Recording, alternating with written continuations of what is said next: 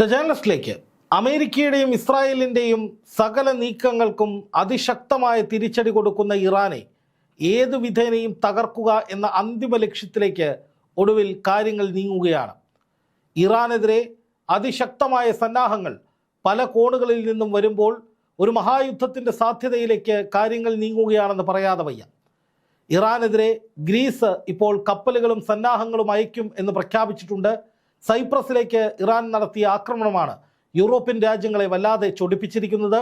Britain ഉൾപ്പെടെ അമേരിക്കയ്ക്ക് അനുഭാവപൂർവമായ സമീപനത്തിലേക്ക് പോകുന്നു എന്ന റിപ്പോർട്ടുകളും പുറത്തു വരുന്നു. അതിനിടയിൽ ഗൾഫ് രാജ്യങ്ങൾ ഇറാനെതിരെ ശക്തമായ നിലപാടുകളുമായി രംഗത്ത് വരികയാണ്. കുവൈറ്റും സൗദിയും ബഹ്റൈനും ഖത്തറും ജോർദാനും UAE അടക്കം 6 ഗൾഫ് രാജ്യങ്ങൾ അമേരിക്കയ്ക്കൊപ്പം ചേർന്ന് സംയുക്ത സൈനിക പ്രസ്താവന പുറത്തിറക്കിയിട്ടുണ്ട്. ആ പ്രസ്താവനയിൽ പറയുന്നത് ഇറാൻ എത്രയും പെട്ടെന്ന് ഈ ആക്രമണം നിർത്തണമെന്നാണ്. ഒമാൻ ഈ സംയുക്ത പ്രസ്താവനയിൽ ഒപ്പുവെക്കാതെ മാറി നിന്നു. പക്ഷേ ഒമാനിലേക്ക് അതിശക്തമായ ആക്രമണം ഇറാൻ നടത്തി അവിടുത്തെ എണ്ണ ടാങ്കർ തകർത്തു. അതായത് ഇറാനെ സംബന്ധിച്ച് ഇപ്പോൾ ഒരു തരത്തിലുള്ള പരിഗണനയും അവരാരോടും കാണിക്കുന്നില്ല എന്നുള്ളതാണ് ഏറ്റവും പ്രധാനമായി എടുത്തു പറയേണ്ട കാര്യം. മുഴുവൻ പകയുമായി പ്രതികാരദാഹവുമായി അവർ ചെയ്യാവുന്നതിൻ്റെ പരമാവധി ചെയ്തുകൊണ്ടിരിക്കുകയാണ്. ഇസ്രായേലിലേക്കും അമേരിക്കയിലേക്കും ഗൾഫ് രാജ്യങ്ങളിലേക്കുമൊക്കെ തുടർച്ചയായ ആക്രമണങ്ങൾ അവർ നടത്തുന്നു. അമേരിക്കയിലേക്ക് നേരിട്ടല്ല, അമേരിക്കയുടെ സൈനിക കേന്ദ്രങ്ങളിലേക്കാണ് ആക്രമണങ്ങൾ നടത്തുന്നത്. അതുപോലെ ഹോർമുസ് കടലിടുക്കിലെ കപ്പലുകൾക്ക് നേരെയും തുടർച്ചയായ ആക്രമണങ്ങൾ നടത്തുന്നു. നെതന്യാഹുവിനെ വധിക്കാൻ ശ്രമിച്ചു, അല്ലെങ്കിൽ നെതന്യാഹുവിൻ്റെ ഓഫീസ് തകർത്ത് നെതന്യാഹു ഞങ്ങളുടെ ലിസ്റ്റിൽ ഉണ്ട് എന്ന് ലോകത്തിന് മുന്നിൽ ഇറാൻ പറഞ്ഞു, ലോകത്തോട് പറയുന്ന സാഹചര്യം ഉണ്ടായി എന്ന റിപ്പോർട്ടുകൾ പുറത്തു വരുന്നുണ്ട്. അതായത് എന്തു തന്നെ തടസ്സങ്ങൾ ഉണ്ടായാലും ഈ യുദ്ധം മുന്നോട്ട് കൊണ്ടുപോവുക തന്നെയാണ് തങ്ങളുടെ ലക്ഷ്യം. പരമാവധി പ്രതികാരം ചെയ്യുക, പ്രതികാരത്തിനപ്പുറം വലിയ നാശനഷ്ടങ്ങൾ ലോകത്തിനുണ്ടാക്കുക, ലോകത്തെ മുഴുവൻ സമ്മർദ്ദത്തിലാക്കുക, ഞങ്ങൾ മാത്രം ദുരന്തം അനുഭവിച്ചാൽ പോരാ എന്ന നിലയിൽ ഇടപെടുക തുടങ്ങിയ കടുത്ത നീക്കങ്ങളിലേക്ക് ഇറാൻ കടക്കുന്നു. അറബ് രാജ്യങ്ങളുടെ മർമ്മം നോക്കി തന്നെയാണ് ഇറാൻ അടിക്കുന്നത് എന്നുള്ളതാണ് ഏറ്റവും പ്രധാനപ്പെട്ട കാര്യം. നോക്കുക, കഴിഞ്ഞ മണിക്കൂറുകളിൽ നടന്നിട്ടുള്ള പ്രധാനപ്പെട്ട ആക്രമണങ്ങൾ അത്രയേറെ ഭീകരമായിട്ടുള്ളതാണ്, അതായത് മാരകമായിട്ടുള്ളതാണ്. ഖത്തറിലെ LNG പ്ലാന്റിലേക്ക് ഒരു ആക്രമണം നടന്നതായി പറയുന്നു. LNG ഉൽപ്പാദനം നിർത്തിവെച്ചിരിക്കുന്നു. സൗദി അരാംകോയുടെ റാസ്തനൂറ പ്ലാന്റിന് നേരെ ആക്രമണം ഉണ്ടായി, അതിൻ്റെ പ്രവർത്തനവും നിർത്തിവെച്ചിരിക്കുകയാണ്. അതുപോലെ തന്നെ നിരവധി വാണിജ്യ കേന്ദ്രങ്ങളിലേക്ക് ആക്രമണങ്ങൾ നടത്തുന്നുണ്ട് ഇറാൻ. പലതും തടയുന്നുണ്ട് എങ്കിലും പലതും ഗൾഫ് രാജ്യങ്ങളിലെ ഈ പറയപ്പെടുന്ന പ്രദേശങ്ങളിലേക്ക് ആക്രമണങ്ങളായി തന്നെ എത്തുന്നുണ്ട് എന്നുള്ളതാണ് ഏറ്റവും പ്രധാനപ്പെട്ട വസ്തുത.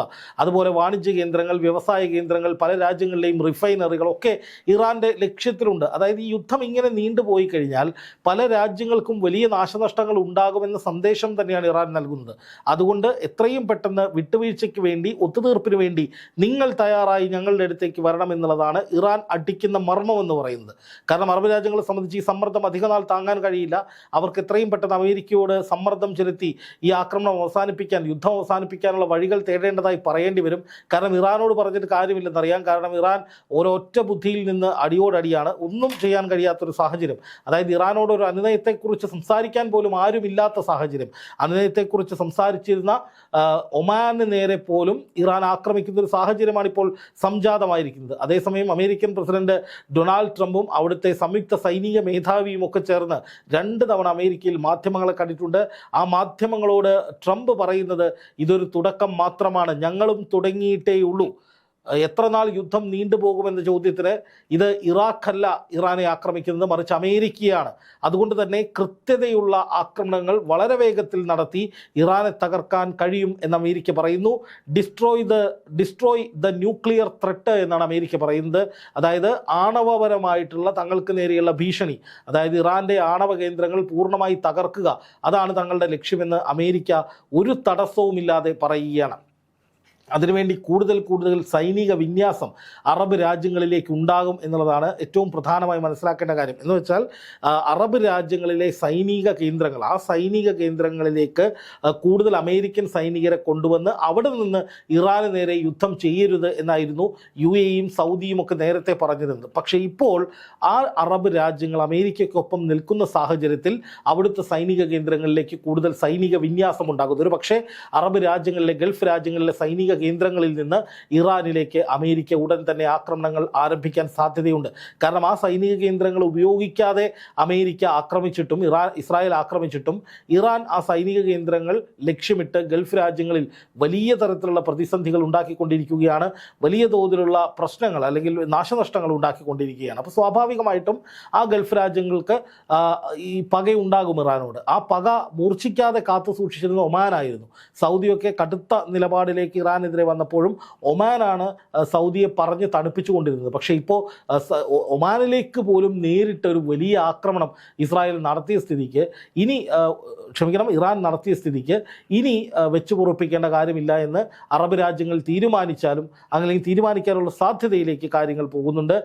യൂറോപ്യൻ രാജ്യങ്ങൾ ഒരു വശത്ത് അണിനിരക്കുന്നു. അതേസമയം റഷ്യയും ചൈനയും ഇറാന് വേണ്ടി രംഗത്ത് വന്നു എന്ന വാർത്തകളും വരുന്നുണ്ട്. ചൈന അല്പസമയം മുമ്പ് ഇറാന് പരിപൂർണമായ പിന്തുണ പ്രഖ്യാപിച്ച് രംഗത്ത് വന്നു എന്നാണ് അറിയാൻ സാധിക്കുന്നത്. അതുപോലെ തന്നെ റഷ്യയും നേരത്തെ തന്നെ ഈ വിഷയത്തിൽ എത്രയും പെട്ടെന്ന് പരിഹാരം കാണണം, ഇറാനെ ഒറ്റയ്ക്ക് കടന്നാക്രമിക്കുന്നത് ശരിയല്ല, അത് ശരിയായ കാര്യമല്ല എന്നൊക്കെയാണ് പറയുന്നത്. പക്ഷേ ട്രംപ് അതിനിടയിൽ ഒരു വലിയ ന്യായീകരണം നടത്തിയിട്ടുണ്ട്.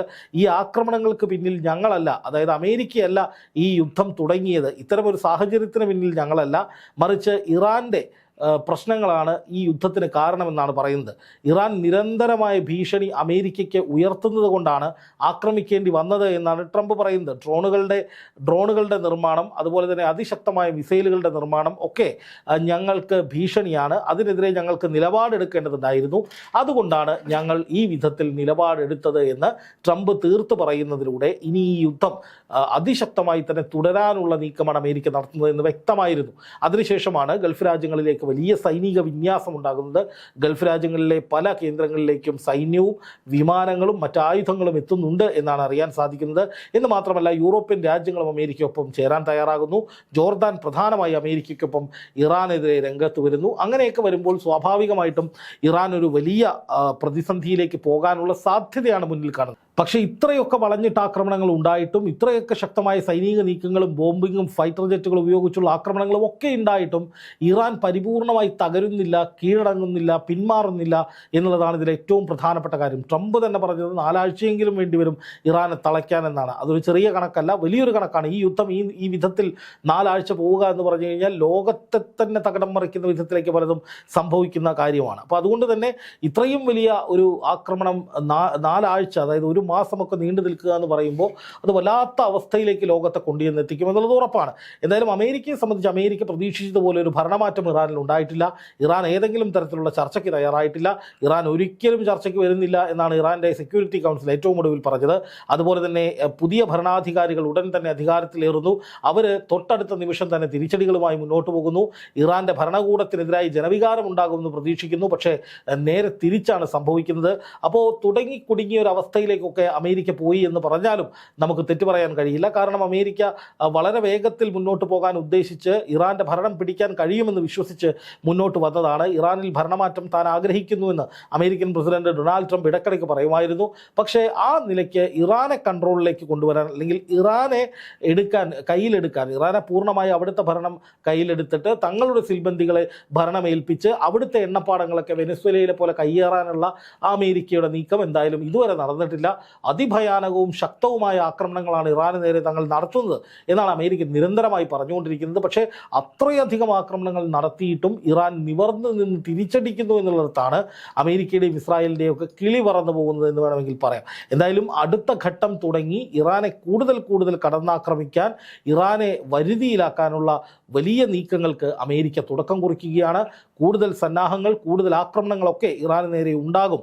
ഇത് ഇറാനാണ് ഇതിനൊക്കെ കാരണക്കാർ എന്നുകൂടി ട്രംപ് പറയുമ്പോൾ യുദ്ധം അനിശ്ചിതമായി നീളുമെന്ന കാര്യത്തിൽ ഏറെക്കുറെ ഉറപ്പായിട്ടുണ്ട്. എന്ന് മാത്രമല്ല, സമാധാനത്തിന് വേണ്ടി സംസാരിക്കാൻ ആരുമില്ല.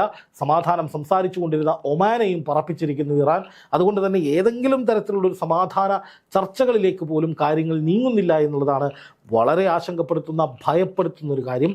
യുദ്ധമില്ലാത്തൊരു നല്ല ദിവസം അതിവേഗം ഉണ്ടാകട്ടെ എന്ന് തന്നെ നമുക്ക് പ്രത്യാശിക്കേണ്ടതുണ്ട്. അല്ലെങ്കിൽ നമ്മളൊക്കെ വലിയ ദുരിതത്തിലേക്കും ദുരന്തത്തിലേക്കും പോകും എന്നതും തീർച്ചയാണ്.